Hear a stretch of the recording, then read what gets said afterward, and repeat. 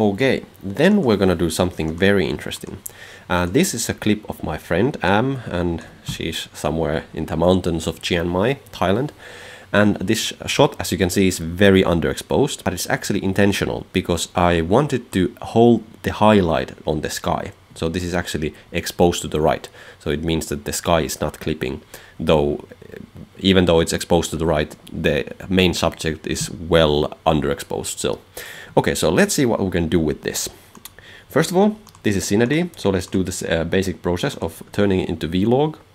And then when we're in Vlog, let's make a new node or new lumetri effect, reset it, and then let's work with it just like it would be Vlog.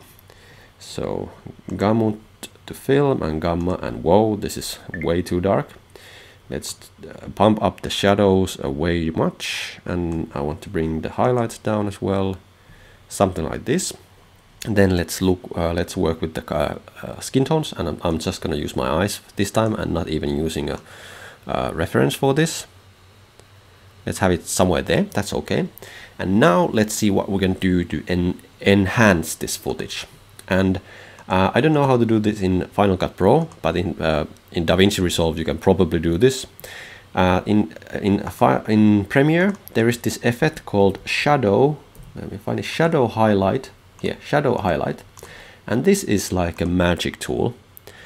This is a tool with which you can kind of make masks to dark areas and highlight areas and affect the areas separately, almost like having them on different layers or something. And to set it up, let me first show you how it looks straight out of the box. So from here, Premiere think it's obsolete, but it's not. It's very good, very useful still. So first of all, the first thing you have to do is go to black clip and put it to 0, and white clip to put it to 0, so it doesn't affect those, because we're gonna apply it before like before the Vlog effects, or like whatever it's doing. Like, so let me rename this so it's easier for you to understand. Okay, now you can see that this is the Cinedy to Vlog, and this is the Vlog correction. So we are kind of applying this effect before the Vlog correction. So if you're shooting in Vlog, if you shoot in Vlog, then this will be the first effect you will apply. And then let's dial in the kind of amount. So 50 is way too much. Let's try something like 7. 7 is too much. Let's try something like 5. That's okay, we can compensate later. And then I want to lower the highlights, so let's turn that to like 15.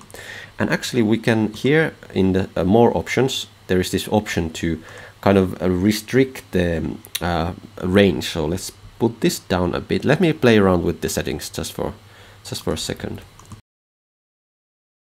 Okay, there we have it. So now you can see the effect that this effect of this effect. This is a really nice effect, though sometimes in gradients like this, you can see the it breaks the footage apart, so it's not the best. Well, I guess that's the reason why it's obsolete. But anyway, and now let's go back to the correction, and let's dial in the settings here just to make it a bit more better.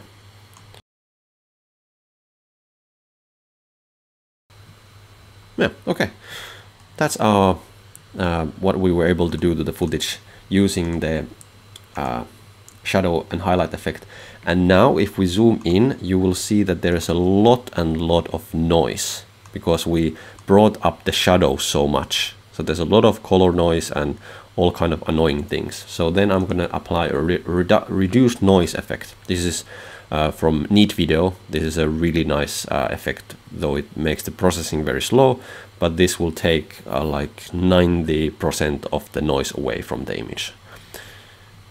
So there you see, this is the end. Very soft, but we kind of like magically brought we brought a couple of f-stops of more dynamic range to the footage, or at least we were able to fake some more dynamic range to the footage. Let me just show you the before and after. So this is the before, and this is the after. So quite a difference.